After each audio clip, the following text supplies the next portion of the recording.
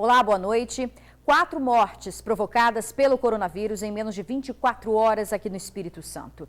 Em todo o país, são 359 pessoas que perderam a vida por causa da pandemia. Por isso, nós vamos direto falar com o repórter Vitor Zucolotti, que tem o número de casos confirmados aqui no estado. Os dados foram atualizados agora há pouco, não é isso, Vitor? Boa noite.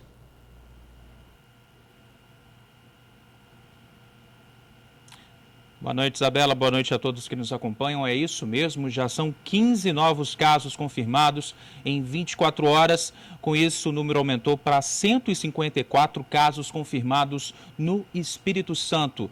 Durante esse anúncio, o governo do estado ainda informou que o número pode ser maior porque estão faltando testes aqui no Espírito Santo. E à medida que esses testes chegam aqui no estado, aí sim, esses testes vão acontecendo. E é claro, esse número sempre pode mudar, esse número sempre vai ter uma atualização para mais 154 casos, então, confirmados. Inclusive, a Prefeitura de Colatina confirmou o primeiro caso de coronavírus lá na cidade. É de um homem de 53 anos que, inclusive, está internado em um hospital particular. Agora a gente tem informações sobre a Codesa. O Porto de Vitória está proibindo a entrada de tripulantes estrangeiros. Isso para tentar conter aí o avanço do coronavírus aqui no Espírito Santo. Essa é uma medida, na realidade, implementada pelo governo federal já no dia 26 de março e vale até o próximo dia 26 de abril. Quem vai regulamentar quem pode entrar, né, se tripulantes estão chegando ou não, vai valer, né, fazer valer essas regras, é a Polícia Federal, a Receita Federal e também a Guarda Portuária. Lembrando que essa medida é válida somente para desembarque e embarque de tripulantes. As cargas que chegam vão poder chegar normalmente. Se porventura algum tripulante desrespeitar essa norma aí de entrar aqui no Espírito Santo, que não pode, ele pode ser até deportado. Agora a gente volta a falar, né, do pronunciamento hoje do governo estadual, que confirmou também, prorrogou o tempo de fechamento das escolas. As escolas estão fechadas agora até o dia 30 de abril. As atividades pedagógicas não presenciais vão voltar a acontecer, continuam acontecendo, já que esses alunos não estão indo até as escolas, que elas estão fechadas, e os alunos da rede estadual já na próxima quarta-feira vão poder assistir aulas online através do programa escolar. Então, até o dia 30 de abril, aula presencial nas escolas estaduais e também particulares aqui do Espírito Santo não vão acontecer. O aluno que já estiver tendo aula nesse universo virtual vai continuar mesmo estudando pelo computador com os professores. Bom, Isabela, essas são as informações sobre o novo coronavírus aqui no Espírito Santo. Então, atualizando 154 casos confirmados. Volto com você. Obrigada, Vitor, pelas informações. Olha, algumas condições de saúde podem contribuir para que a Covid-19 se manifeste de forma mais grave. Quem tem doenças respiratórias, está acima do peso e os fumantes também fazem parte do grupo de risco. Os 2 últimos pacientes mortos pelo coronavírus no estado tinham 36 e 29 anos. Pessoas que a princípio não estariam na faixa etária de risco se tornaram vítimas. Isso significa que todos temos o risco de adoecer e também de morrer para essa doença. É óbvio que quanto mais velho, mais idoso a pessoa, mais chance de ter uma doença que pode influenciar na sua evolução da doença. A Secretaria Estadual de Saúde não confirmou se os pacientes tinham problemas de saúde pré-existentes. A gente ainda está estudando, recolhendo informações acerca do estado de saúde dessas pessoas para ver se alguma doença prévia que eles tinham contribuiu para o óbito em razão do Covid-19. No caso do paciente da Serra, um pastor, ele tinha hipertensão e obesidade. Começou a sentir os sintomas no dia 18 de março. Foi internado no dia 24. 2 dias depois veio a óbito. Em entrevista ao jornal A Tribuna, o filho da vítima disse que o pai não viajou e que nos últimos dias ele só estava saindo para ir ao supermercado. Já o paciente de 40 anos, um sargento da Marinha, era obeso e apresentou sintomas depois de uma viagem a São Paulo. Ele teria procurado um hospital particular com um quadro respiratório já agravado e em poucas horas foi a óbito. Essa é uma doença que não atinge apenas a pessoa idosa, mas atinge a todas as idades, atinge a todas as classes sociais e, portanto, a nossa necessidade de manter o isolamento social ela é mais atual e presente do que nunca. Os últimos casos confirmados de pacientes com a Covid-19 aqui no estado acendem um alerta. O chamado grupo de risco pode ser muito maior.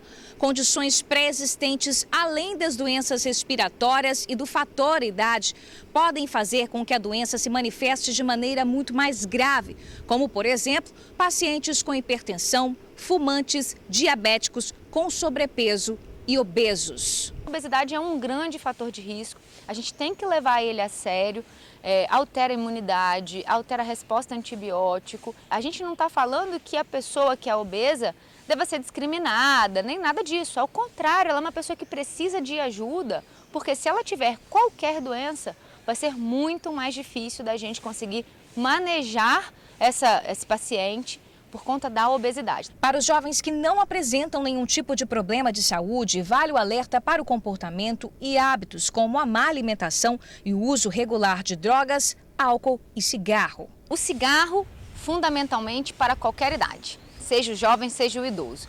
E o idoso, principalmente porque ele tem mais anos de uso de cigarro. A questão do álcool é uma questão um pouco diferente. A gente sabe que o paciente que bebe muito, grande quantidade, isolado no final de semana, ou beber, mesmo que pequenas quantidades, mas não pequenas quantidades tipo uma dose, é beber, vamos dizer, 4, 5 cervejas, mas todos os dias, constantemente ingerindo bebida alcoólica, ele tem uma resposta imunológica pior.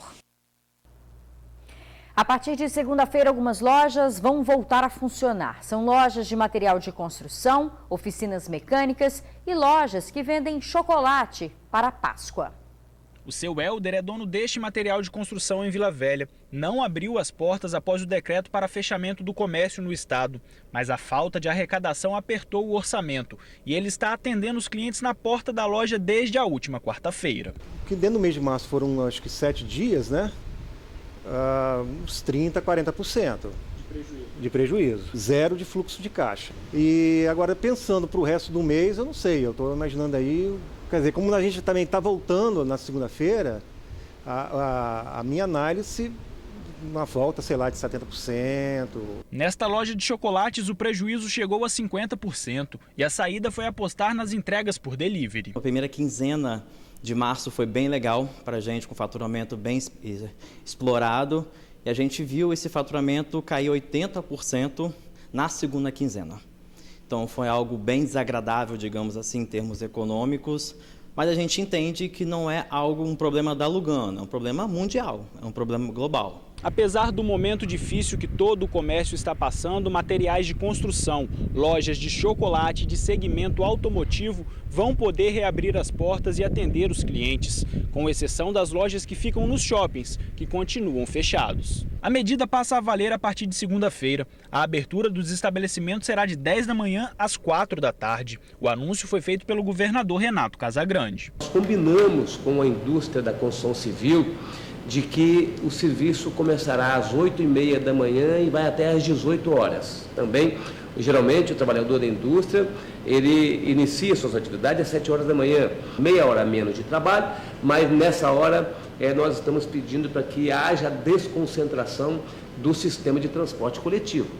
Os comerciantes acreditam que a medida vai amenizar as perdas. Penso que não vai resolver de forma nenhuma o problema, mas a gente tem que olhar também por o lado da economia também, né, das pessoas, do estado, do país, do município. Ela não vai trazer solução para escoar todo o produto, todo o estoque que as lojas têm, né? E são estoques grandes. Mas a gente tem uma estimativa de escoar pelo menos 50% desse estoque. Olha, os demais serviços, a não ser os essenciais, né, devem permanecer fechados. Para tentar manter os empregos, o governo federal permitiu a redução de carga horária e salários de trabalhadores formais. Em contrapartida, diz que vai complementar a renda. No estado, mais de 480 mil trabalhadores podem ter o salário reduzido ou suspenso. Depois de 2 semanas de portas fechadas, as demissões atingiram em cheio alguns setores do comércio e da economia capixaba. A parte de transporte, a parte de hotelaria, bar, restaurante, na continuação disso, todas aquelas estruturas de evento, show, espetáculo, tudo aquilo que juntava pessoas, que havia aglomeração de pessoas. Isto acabou da noite para o dia. Pensando na manutenção dos empregos durante a pandemia, o governo federal editou a medida provisória 936, que autoriza a redução de 25%, 50% ou até 70% do salário e da jornada do trabalhador que recebe até R$ 3.135. Quem recebe entre R$ 3.135 e R$ 12.212 só poderá ter 25% de redução. Por exemplo, então, se o empregado tiver uma redução de salário e de jornada de 50%, esse percentual o governo vai pagar com base no valor que ele teria do seguro-desemprego. Então ele vai ter uma complementação ao seu salário. A ideia é que o pagamento feito pelo governo caia diretamente na conta do trabalhador, que não passe pela empresa. Isso ainda é uma especulação porque o governo ainda não regulamentou. Essa regulamentação deve sair a qualquer momento. O texto também permite a suspensão do contrato de trabalho em empresas que faturam até 4.800.000 por ano. Nesse caso, só trabalhadores que recebem até R$ 3.135 poderão ter os contratos suspensos. Vale destacar que em todas as modalidades o trabalhador vai continuar recebendo o salário e depois desse momento de exceção, o empregado vai ter um período de estabilidade. Aquele empregado que tiver redução de salário e de jornada, ele só vai poder ter sobre um período no máximo de 90 dias. Então, se ele teve a redução de salário e jornada durante 90 dias, quando encerrar esse período, ele não vai poder ser dispensado nos próximos 90 dias, ou seja, ele vai ter uma estabilidade. Tudo isso pacifica, colabora e permite que a gente saia daquele pânico que a gente estava, que já não conseguiríamos nem pensar mais, e a gente volta para uma situação mais de tranquilidade para estabelecer as nossas estratégias de travessia. E para os mais de 15 milhões de trabalhadores informais que não estão cadastrados em nenhum programa do governo, o auxílio de R$ 600 será pago através de um aplicativo de celular. O aplicativo será lançado na próxima terça-feira. O calendário de pagamento sairá na segunda. O saque será feito em casas lotéricas e caixas eletrônicos de bancos. A previsão é que o saque possa ser feito em até 48 horas após o cadastro do trabalhador. A seguir, você vai ver aqui no TN2 que um vigilante se passou pela vice-governadora do estado para tentar aplicar o golpe. Agora é hora da participação dos nossos amigos no Classificados do TN. Acompanhe.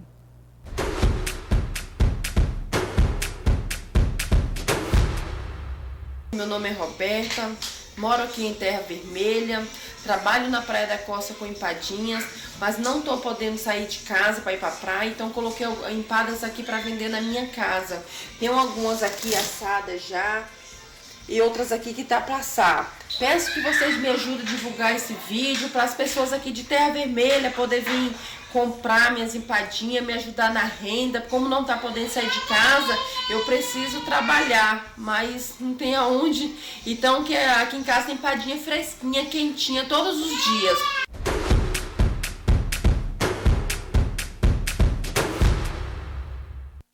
Um vigilante foi preso após se passar pela vice-governadora do estado, Jaqueline Moraes, para tentar aplicar um golpe. Vou chamar mais uma vez o repórter Vitor Zucolotti, que tem os detalhes dessa história para a gente. É com você, Vitor.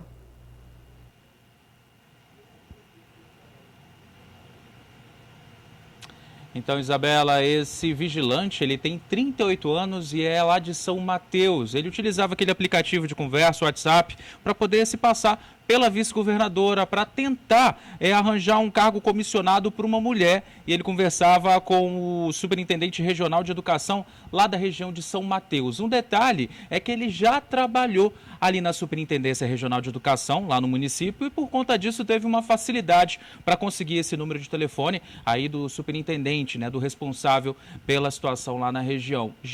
Agora o delegado responsável, inclusive, pelo caso, ele disse que o suspeito chegou a dizer que conhecia o governador para tentar evitar a prisão. Vamos ver. Na parte final do print, é ele através do WhatsApp falso, perguntando se a demanda já teria sido atendida. Que demanda era essa? A indicação política da mulher para o cargo, assumir um cargo lá em São Mateus.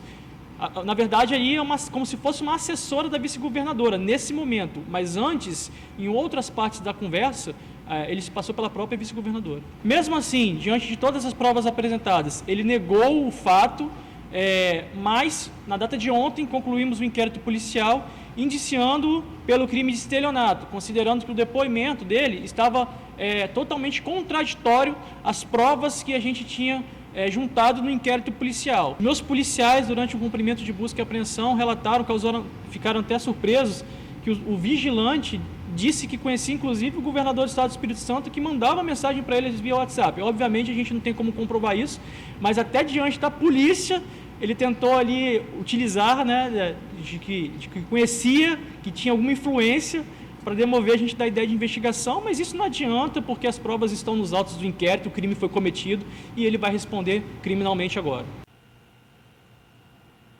Pois é, né, gente? Que situação, utilizando o WhatsApp, se passando aí pela vice-governadora para poder tentar um cargo comissionado para uma mulher. A gente não sabe exatamente o que tinha a ver, né? O que essa mulher era desse vigilante de 38 anos. Só que você viu aí o delegado, né, falando, esse homem vai responder por estelionato, mas vai responder, né, por esse crime em liberdade. Isabela, imagina só, a cara de pau, né? Volto com você aí no estúdio. Cara de pau e tem que pagar pelo que fez, né? Olha, estão sendo procurados os criminosos que atiraram em 2 pessoas durante um churrasco no bairro São Geraldo, em Cariacica. As vítimas participavam de um churrasco neste bar, mesmo em período de quarentena. Foi quando aconteceu o crime. Pelo menos 10 pessoas estavam no local. Os suspeitos passaram a pé atirando. 2 homens foram atingidos pelos tiros e socorridos, mas um deles morreu. Os suspeitos deixaram uma moto perto do local do crime e fugiram. A suspeita é de disputa pelo tráfico de drogas. No retorno do TN2, você vai ver que os bombeiros estão recebendo doações de alimentos e produtos de limpeza para famílias carentes. Mas antes tem a participação dos nossos amigos nos classificados do TN.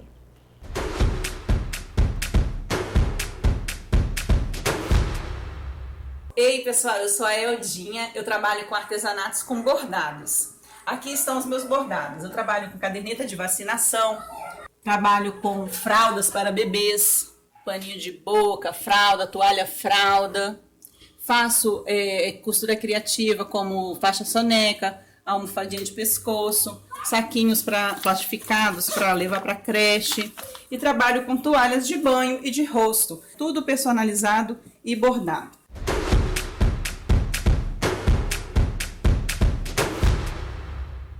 Quem trabalha por conta própria está tendo que se virar para não deixar faltar comida em casa. Por isso, os bombeiros têm recebido doações de alimentos e produtos de limpeza para ajudar essas famílias. As cestas básicas e produtos de higiene e limpeza já começaram a chegar no quartel do Corpo de Bombeiros em Vitória. São doações para quem mais necessita. Nós temos ali alguns produtos que já recebemos na manhã de hoje. A tendência é que, por ser o povo capixaba, um povo bastante solidário, a gente tenha no decorrer do dia de hoje, do dia das próximas semanas, condições de ter uma maior quantidade, dessa forma, uma distribuição aos municípios que necessitam. A ação faz parte do programa Espírito Santo Solidário, lançada pelo governo do estado para centralizar o repasse de doações feitas pela população. São aceitas apenas cestas básicas e produtos de limpeza e higiene, como detergentes, sabão, desinfetantes e sabonetes.